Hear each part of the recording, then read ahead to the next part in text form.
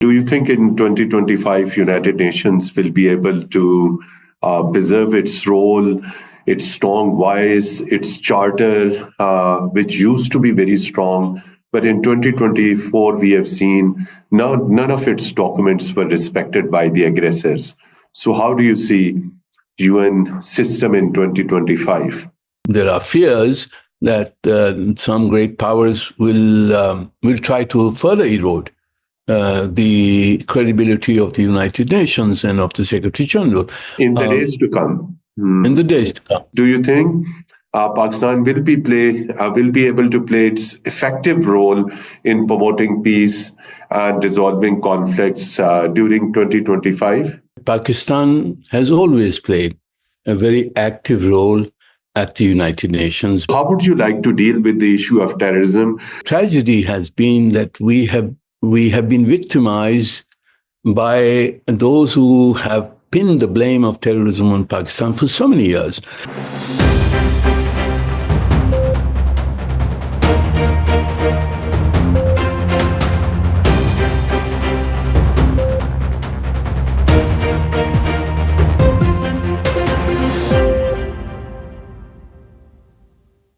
Bismillahirrahmanirrahim. Hello and welcome to Program Insight in V News English.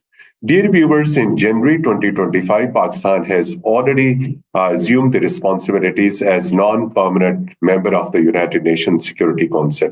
It's not new. In the past, Pakistan has performed these responsibilities on a number of occasions.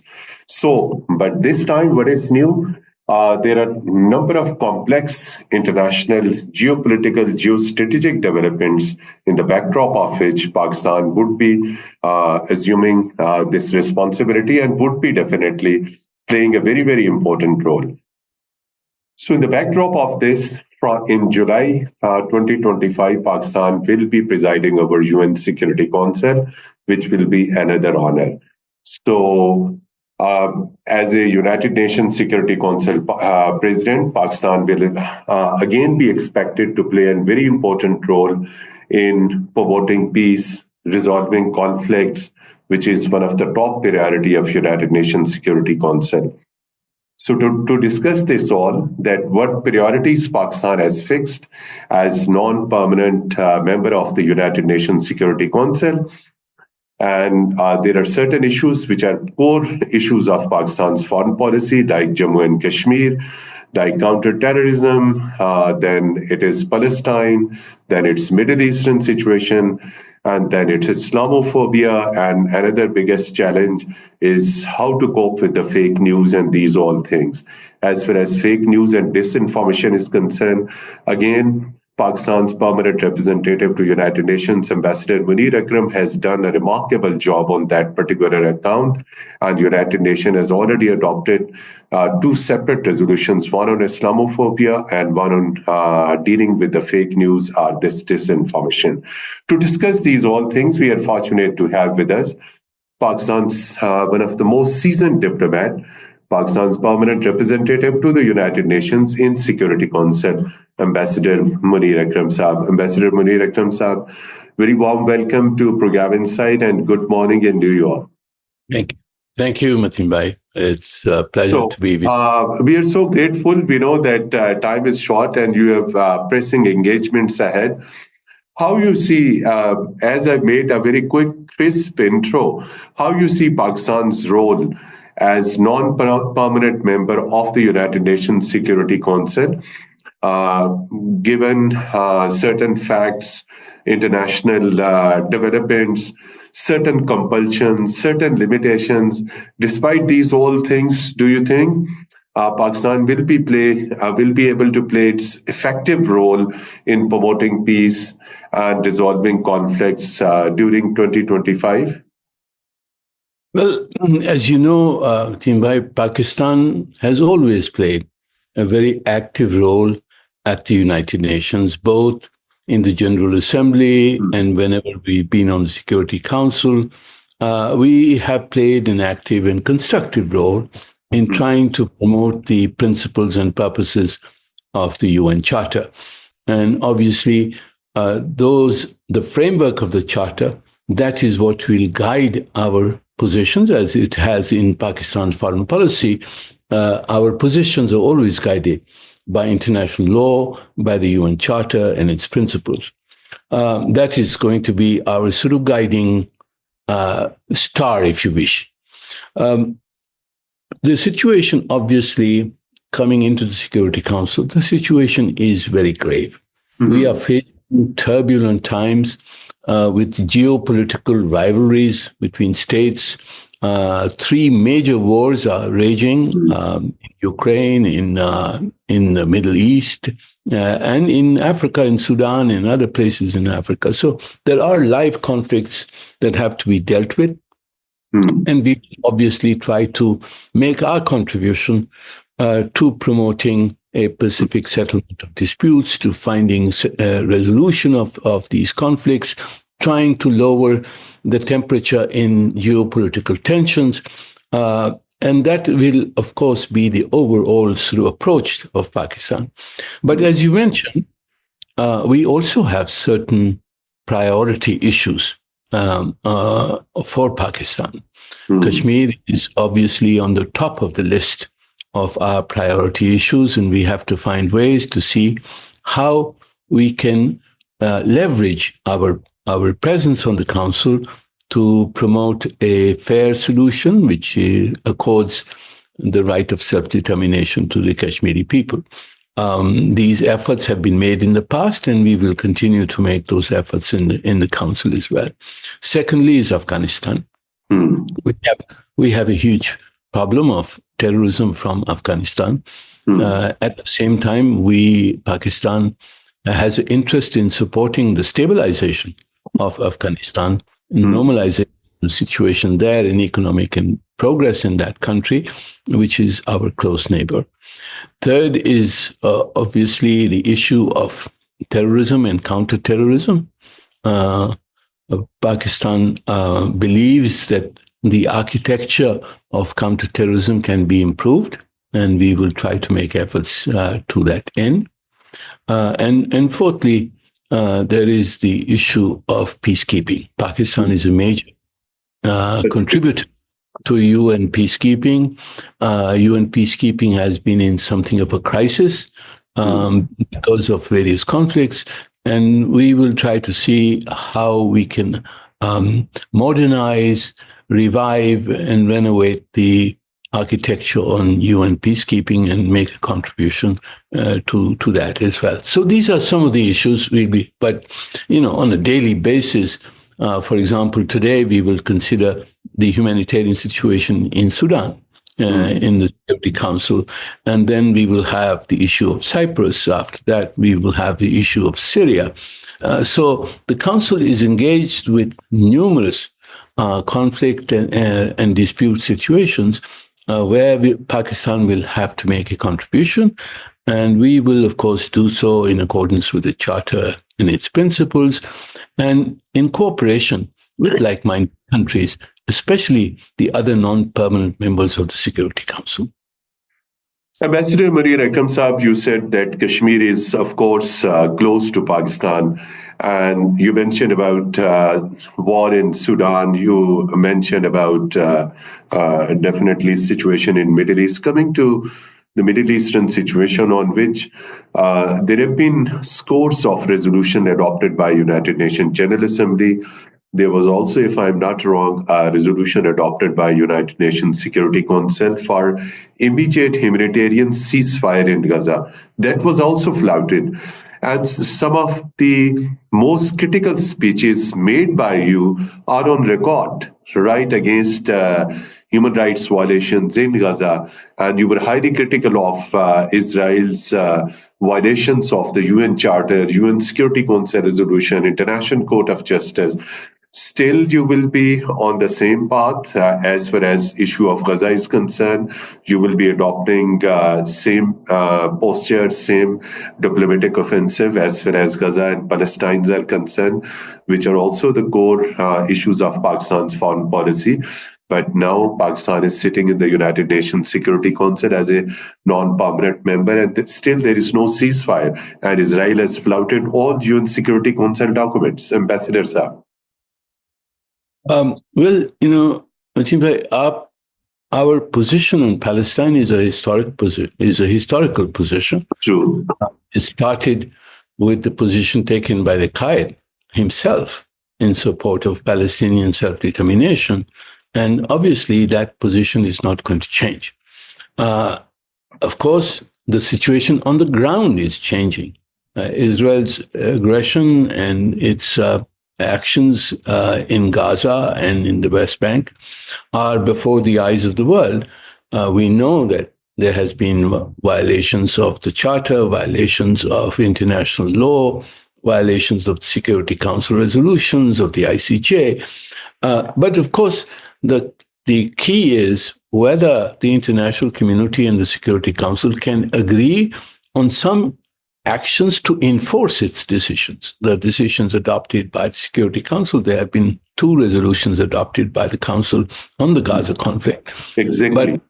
But the enforcement action under Chapter 7 has to be taken, and that is difficult to agree until there is the concurrence of all the 5 permanent members, and that is not present at the present time. So we will have to work through that, try and see what actions can be taken in order to have Israel and other parties abide by the resolutions of the Security Council, the pronouncements of the International Court of Justice, and international humanitarian law. That will be our effort. It will continue to be our effort.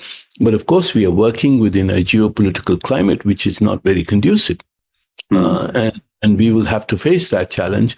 Like other countries on the Council, we will face that challenge and try our best to make the most constructive contribution towards achieving the objectives that have already been endorsed by the international community. Ambassador Munir Akram Saab, terrorism is one of the most complex issues which is threatening the global peace. And close to Pakistan is Afghanistan. And in Afghanistan, there has been aggressions, war, internal conflicts. Finally, after 15th of August 2021, Kabul was taken over by Afghan Taliban. But we didn't see change over there. Since August 2021, there have been scores of international terrorist organizations which have made their strong presence on Afghanistan soil. And in some of the most recent attacks that Pakistan witnessed, official Afghan security posts were used by both Afghan Taliban soldiers as well as banned TTP militants as well.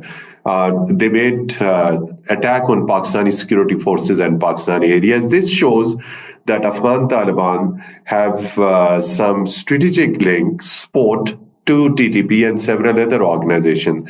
And other than this, they are also getting support from Indian intelligence. And second part of this question would be recently there was a report carried out by Washington Post, which it was first time that a Washington-based independent oldest newspaper exposed India's transnational crimes and terrorism in other countries, including Pakistan. So how would you like to deal with the issue of terrorism? Will Pakistan tell the international community that Pakistan is innocent, Pakistan is the victim? Please. Yes, of course, we are the victim, and the tragedy has been that we have been victimized by those who have pinned the blame of terrorism on Pakistan for so many years. We are going to reverse that. We have to expose the fact that terrorism is coming to Pakistan from across its borders. And that it has to be dealt with by the international community. We are well on the way. If you saw the report that has just been issued about the 1267 committee, the Al-Qaeda and Daesh committee, it totally endorses Pakistan's position that there are TTP has safe havens in Afghanistan, and that there is cross-border terrorism taking place against Pakistan. And they have indicated the connection between TTP and Al-Qaeda. There are other links, as you mentioned, that TTP is being financed and sponsored by some of our adversaries as well. So we will have to address those issues.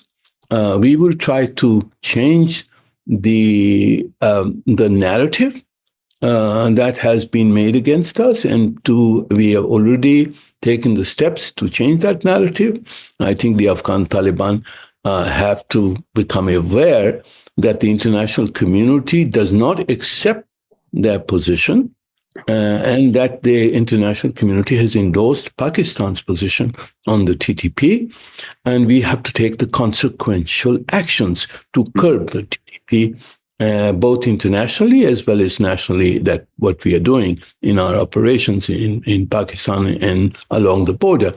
At the same time, we have to realize that Afghanistan is our neighbor. It is also a Muslim country. We have close ties, ethnicity, religion, history, etc., with Afghanistan. And we desire good relations with Afghanistan, and that Pakistan has contributed and will continue to contribute towards the development of Afghanistan, towards normalization in Afghanistan, even as we fight terrorism from Afghanistan. We will do both. We will do both, and inshallah, we will. Pakistan will not abandon Afghanistan at all. Pakistan cannot abandon Afghanistan. It is a historic link. It is a link to Central Asia. We have close ties of ethnicity and history, faith, language, etc. So Afghanistan, we will inshallah resolve our issues with Afghanistan, but our first priority is to deal with the terrorism that is coming from Afghanistan. Very quickly, Pakistan will also be getting a chance to chair the Sanction Committee on Al-Qaeda and other terrorist organizations. What will be Pakistan's top priorities while sitting in that committee? Well, we will be a member of the committee. Whether we get the chair of the committee, I'm not certain. There has to be consensus, and participation will be there. Yeah, our participation will be there. Whether we get to chair it is another matter. There are some countries which are not favorable to Pakistan taking the chair of that committee for obvious reasons. But we will be active. We will ensure and try to ensure that terrorists who are working against Pakistan get listed. We will try to ensure that the modalities and the mechanisms for listing of terrorists is a fair one, objective one. And we will try to ensure that those terrorist organizations which are not listed, and which we know are terrorist and fascist right-wing organizations, we will try to bring them under the ambit of the terrorism label. Another important thing is, and you have very close eyes on this, and you have an extensive study on that, United Nations Security Council reforms. Please shed some light on this. Is this issue still continuing? How it could be tackled? Whether Security Council could be expanded? There are a number of countries eyeing on getting another permanent seat within the United Nations Security Council. There are a few countries in Asia. There are a few countries in Europe, then in Latin America. So, what do you think? What is the solution to expansion? Well, there's no question that the Security Council needs to be expanded because there are only 15 members of the Council. The membership of the United Nations has expanded from 55 members in 1945 to 193 countries today. So the Security Council, to be representative, has to have more members on the Council. The question is, who should be the additional members of the Council? Our position as Pakistan and as a member of the group on Uniting for Consensus, our position is that these should be additional non-permanent members who are the sort of smaller and medium-sized countries who are the majority. The vast majority of UN membership are small and medium-sized countries, rather than the bid of the group of four, which is India, Japan, Germany, and Brazil, to say we are large countries and we also deserve to be permanent members of the Council. We are opposed to expanding permanent membership because we see that the problems of the Security Council, the paralysis of the Security Council flows from the fact that there are 5 permanent members with the veto power, and they are able to block decisions. If there are additional permanent members, the paralysis of the council will increase, not decrease. And therefore, we believe that the additional members, up to 10 members, should be all non-permanent members. This will reinforce the power and influence of the non-permanent members, because be 20 non-permanent members versus 5 permanent members, and we will be able to have a much greater say in the work of the Security Council as non-permanent members. That's our objective, and that should be our objective. But of course, countries like India and Japan and Germany and Brazil have been ambitious. They want to be permanent members to have a more privileged status. And we say that this is contrary to the principle of sovereign equality of states, which is enshrined in the Charter. We made one mistake at the inception by having 5 permanent members. Don't repeat the mistake by having additional permanent members on the council. Ambassador Munir Akram Saab, quickly, in a recent Apex Committee meeting of the National Action Plan chaired by Pakistani Prime Minister, attended by top military leadership, this fake news was discussed, and the meeting decided and expressed strong resolve to deal in countering the fake news and disinformation. So how important is this issue, which is also linked with the terrorism? And do you think in any of the future hearings or meetings within the UN Security Council, this disinformation and fake news? In the past, Pakistan has done a lot of work on this particular issue. Your thoughts, please.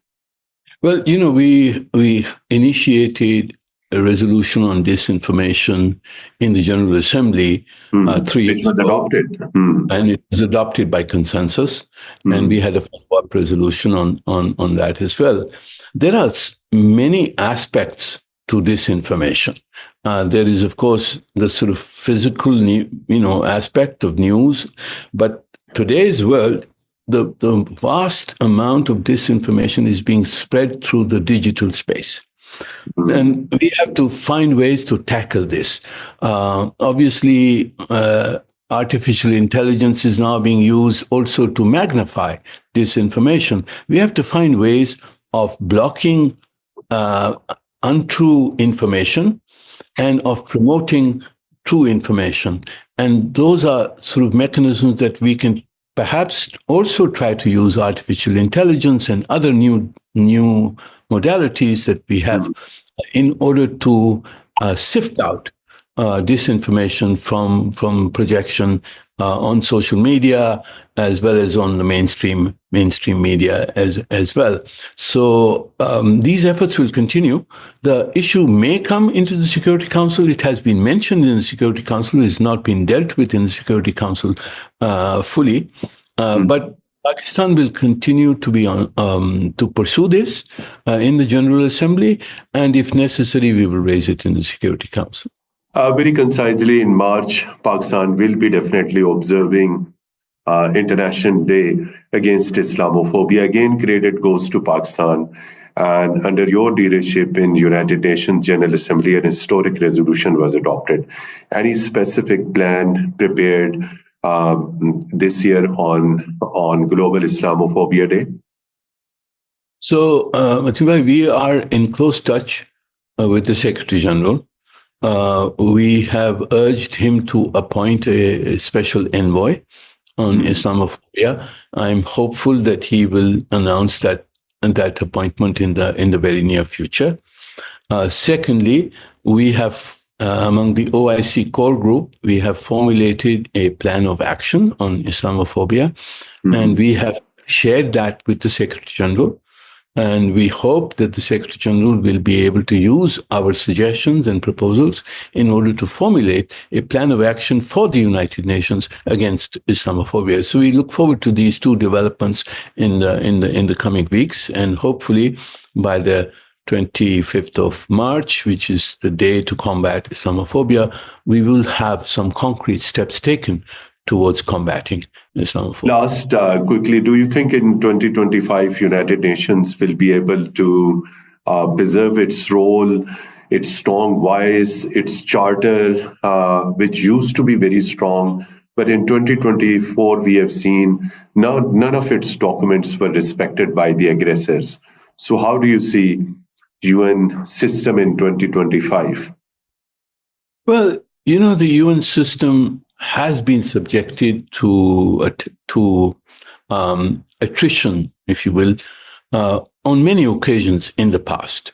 There have been wars where the UN has been ignored. For example, Vietnam, the UN was ignored. There have been other wars where the UN has been unable to finally establish peace. Look at Korea. So, but nevertheless, the UN has survived. The UN is an indispensable mechanism for international cooperation, for international negotiations, and for international dialogue. So the UN will continue. In my view, it may come under attack. I think there are fears that some great powers will try to further erode the credibility of the United Nations and of the Secretary General in the days to come. In the days to come.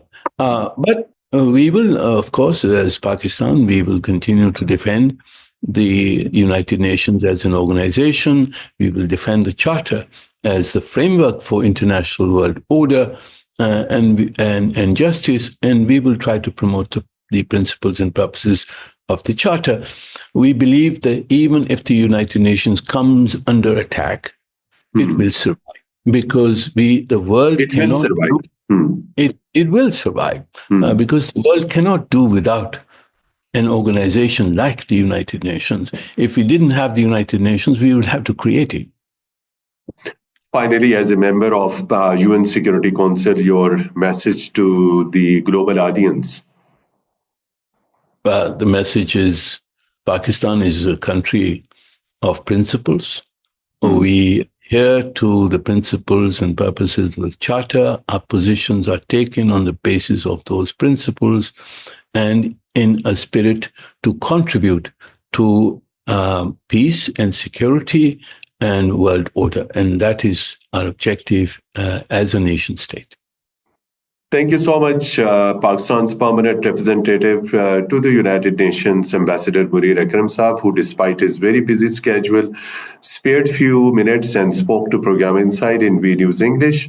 And the message he gave that despite challenges, despite turbulent world order, United Nations is there and United Nations will survive, and Pakistan will continue to protect the United Nations Charter. Thank you so much, Ambassador Munir Akram Saab, once again. And dear viewers, till our next program, goodbye and Allah Hafiz from studios.